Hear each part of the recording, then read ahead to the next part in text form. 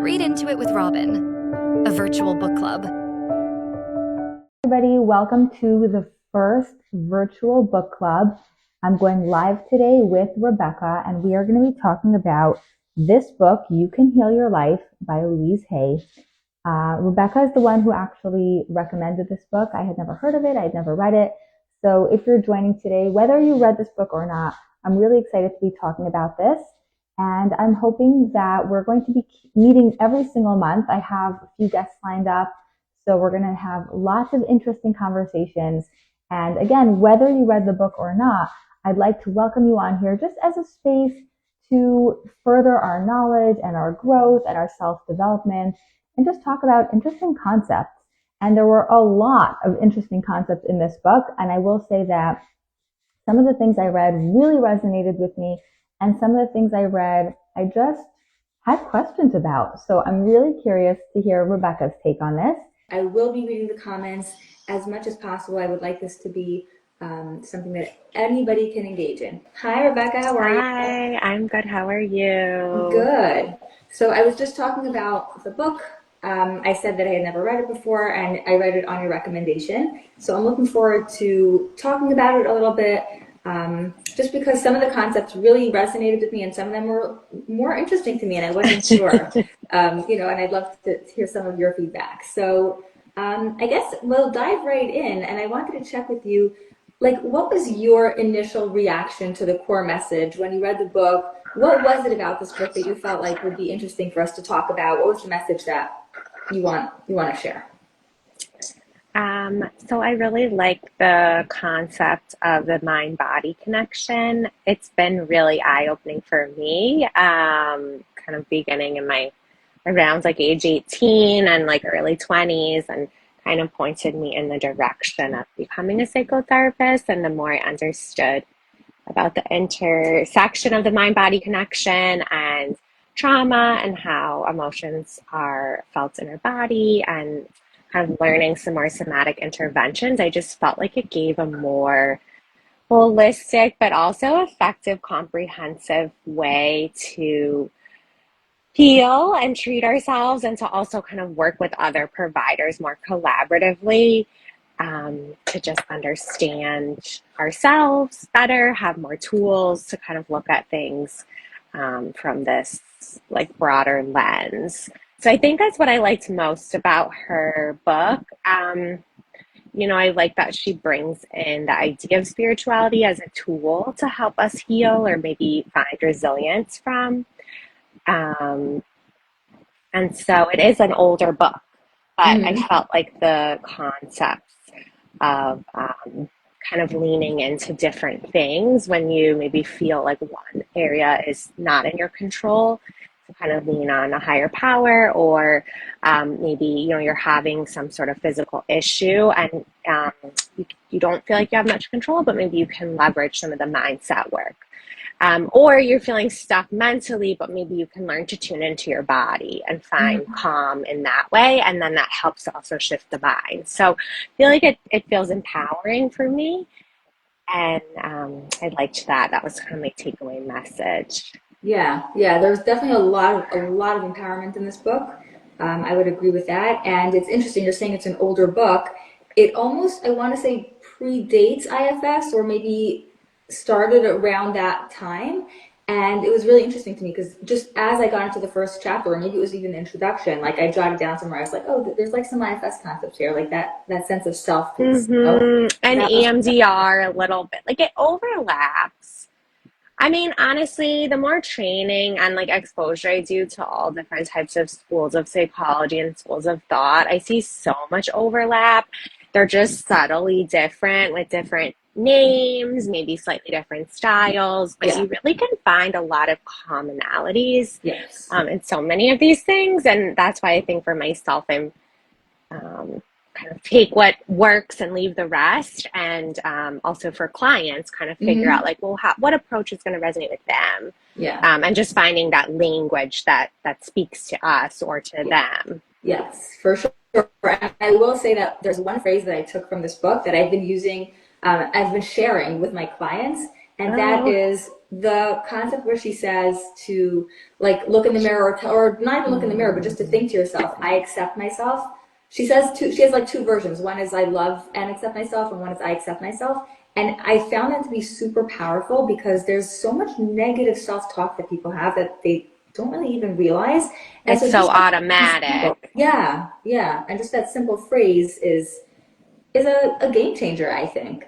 But I'm curious, have you ever experienced any, like based on what she says, any kind of like physical symptoms, if you don't mind getting a little personal, like any physical symptoms or anyone who's on this live, like if you want to share any of your impressions or if you've ever experienced any kind of physical symptoms that you believe had like an emotional or mental component to it.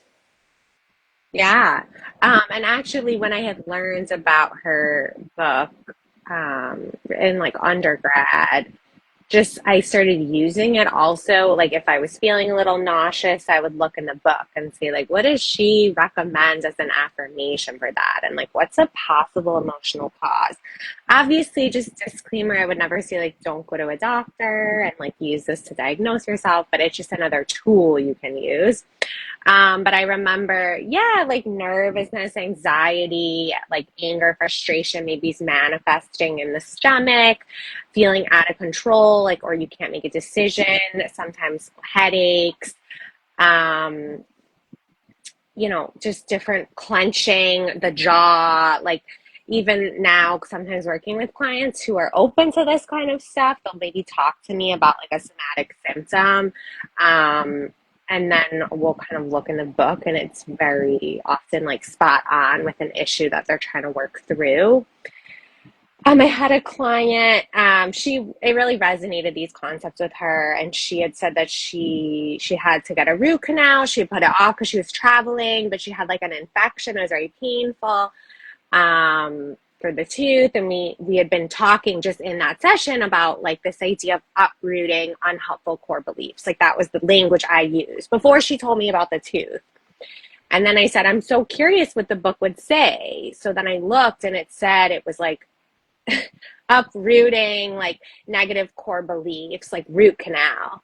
And so it was, just kind of showing how like it's all interconnected, and just a tool, it's just information to know. And I think that, like you said, that piece of self-acceptance, sprinkling in self-compassion, and I was talking actually to a client yesterday using kind of IFS language about like the protector part or the harsher busy part, and like kind of fighting with like this younger part of herself, and like very critical and feeling like angry, and then this idea of her coming in with her older wiser self part, kind of saying like, well, what if like you could like maybe like be a little more careful to the younger part, and like you can relax a little, it's okay, and like just kind of making space for it all, but like softening. And I think it's not like all this stuff is going to go away, but like it softens it. There's less resistance. And I think with chronic pain, people that have it, there can be or painful feelings. Like there's a tendency, like it's coming, like I need to resist it. I need to brace myself because that's the only way I can get through it. But often when we do that, it actually makes our experience of it a lot more intense, and it makes the painful feeling or the painful physical symptom lasts a lot longer, as opposed to kind of like leaning into it, like bringing in that non-judgmental awareness, that softening. And so it seems counterintuitive, and especially if we've been in a protective mode for a long time and it really hasn't been safe, it feels strange. But I think as we begin to practice that, like sprinkle it in each day, it really makes a difference. Right. And as you're saying that, I'm thinking there's the short term and there's the long term. So yeah, I'm not gonna lie, like I have some skepticism about the long term, even though I know there's been studies done on the power of the mind. I mean, the mind is incredibly powerful. Like I don't doubt that mind body connection. But there are certain conditions that seem like really interesting. I mean, even right, I've been saying for the last like week or so, or it's been probably 2 weeks, where I think I pulled my shoulder, and every night I forget, and I say, oh, I need to check the book. I need to check what the affirmation. oh. My shoulder was in so much pain, so I have to check about that. But I know, and there's a part of me that's like, you just lifted a weight wrong, like, Well, and I think that like, so for me, also just like moving more into this gray area thinking of like, it doesn't have to be either or, like the mind is helpful in it, but also maybe we need to like stretch our body, or like we need to take into consideration, maybe I overdid it at the gym. Like, so I find it's like, I kind of like to look at it as like both prongs. right. I feel like you're like lacking if you just isolate one. Mm-hmm. So Yeah. yeah, it's helpful. It's a helpful tool. If we only look at the physical, I think sometimes we miss some valid information. If we only focus on emotional, even as therapists, if we're not taking into account, like, how are you sleeping? How's your nutrition? How does your body feel?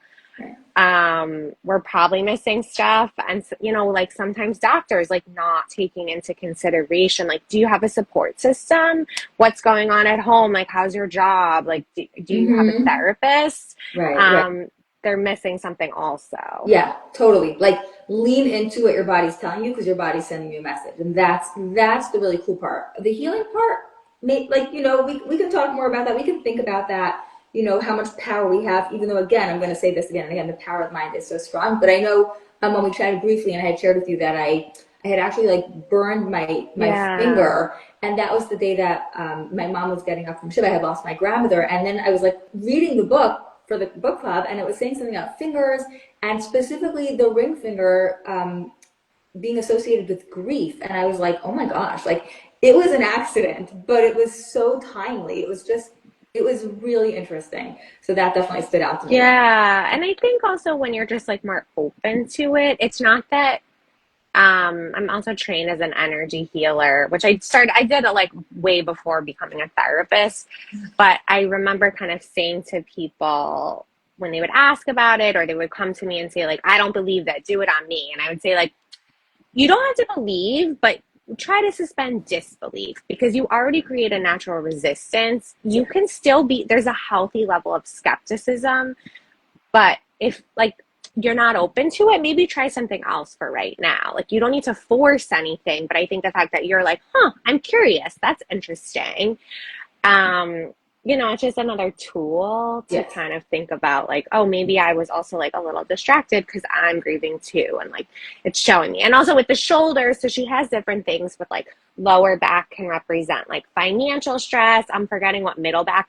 Upper back is sometimes feeling like we have a lot on our shoulders that we're carrying, like the weight of the world. I know you're a parent and a wife and a therapist, and like you run your own business, So there's like, I'm sure you manage your stress very well, but sometimes it's like these times when we feel like we have a lot that is here, or like, or we're like, oh, like these rounded shoulders of like, so it's just an indication, I think. But I have had to work on it myself, more of like stepping out of the black and white. When kids like are more programmed to think in black and white, they don't have the full like abstract thinking in their brain yet. It's a helpful way of like making sense of the world, making sense of concepts. It's not bad, but then when we get into the world of like feelings, emotions, relationships, sometimes it begins to limit us or make us feel kind of stuck if we stay in it. So I think that gray, like cognitive flexibility, while it can feel a little uncomfortable, it's a great tool. Yes. And as you're saying that, I'm remembering another thing that she said that really stood out to me, which was, whatever's in your mind right now, like, then that's what's happening. Like, the way you perceive something, then that's the truth. Like, I guess it's a your reality. reality. Like, what's your truth? Like, there is a truth, there's an objective truth, but really it's kind of subjective, the way we perceive things. Our filter of, It's the way I'm thinking. If I think that it's difficult, it will be difficult. If I think that it's not difficult, doesn't mean it'll be easy, but maybe less difficult. Like, the brain is that strong. It really has a lot of power, and that really resonated. And I'm sure you see it also as a therapist. Yeah. And right? I also like to just say, like, if somebody is struggling with something, it's not to say like, no, like, don't think it's hard. We could still make space for that and process it, but then kind of after we've teased it out, to say like, okay, is there a way to gently reframe it a little bit? Right. And then there also is studies showing, I think there was one about like playing piano, of like when they did brain scans, the person thinking about like playing that same song on the piano as them actually playing it, it was like activating the same parts of the brain. And they use visualization a lot for like Olympic athletes, sports teams, like when they're trying to think about, completing something, to visualize it first happening in their mind. Mm-hmm. So obviously it's like you still have to move the body, but there's a lot of this idea of like muscle memory with certain things. I know I did gymnastics as a kid, and like, I don't know now if I try to learn a cartwheel, I don't know if I could, but I can just do them even if like I haven't done them in years now. And I think it's a lot of like muscle memory. So it's just Mm-hmm. interesting, with the IFS, I do EMDR, like kind of tuning into like where do we feel it in the body and like how is it held. We're not discounting also the intellectual piece, but it's interesting to see. Sometimes you process something a lot intellectually, the image, but then the last piece is like, well, let's tap into the body. Where are we noticing those kind of residual pieces of emotion? Yeah. Yeah, that's such a great point. Like there's that connection. It's not all one or all the other, but like the openness and realizing how powerful it is. It's pretty impactful. I actually wrote down a quote that I wanted to share. Oh, Um, great. she wrote, "That which we constantly affirm becomes true for us." And I just felt like that was super powerful. It just again demonstrates the power of the mind, our openness to it, our hopefulness.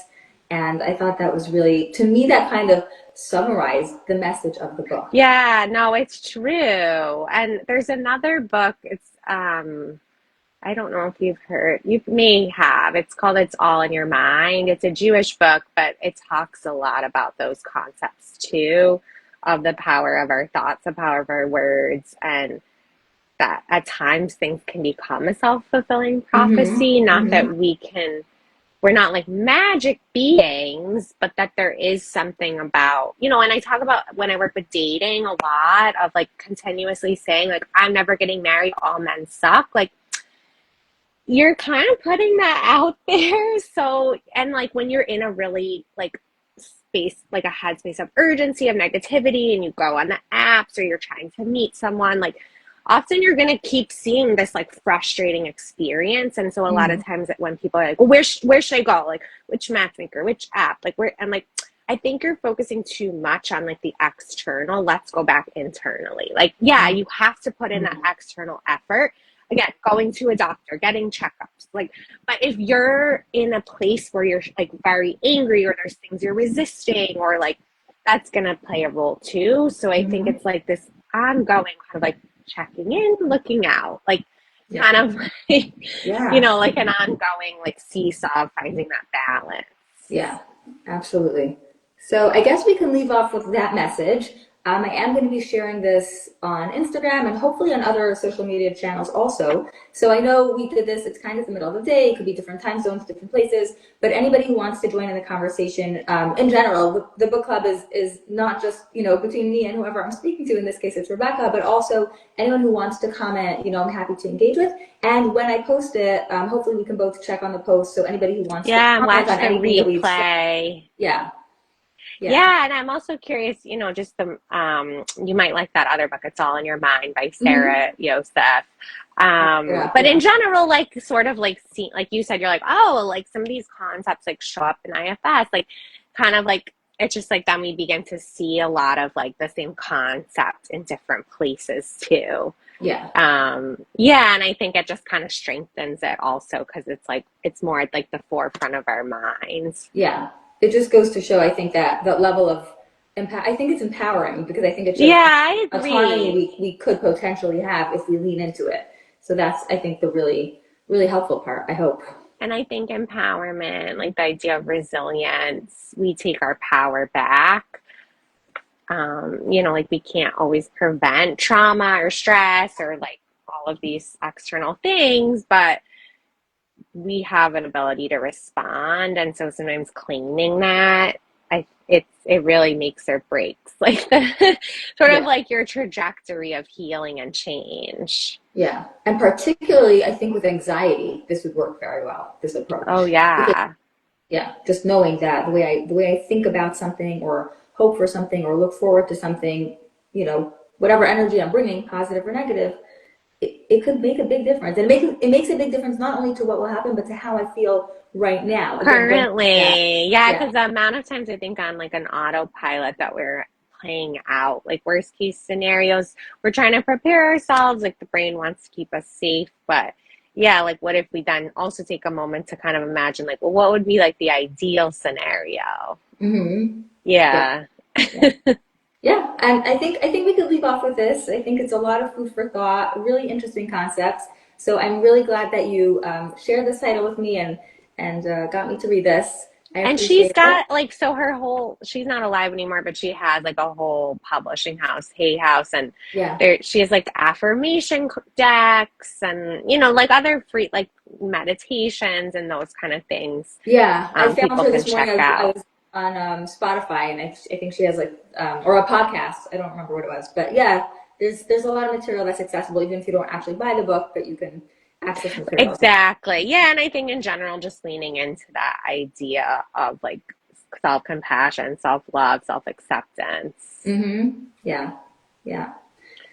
Okay, well, thanks for being here, Thanks and for I'm inviting gonna me tag you so anybody who on. wants to follow, give you a follow can. I'll tag you after I post this, and yeah, thanks for the Yeah, suggestion this and was the great really great, conversation. Robin. Thank you so much. All right, take care. Okay, have a good rest of your day. You too. Bye. Bye.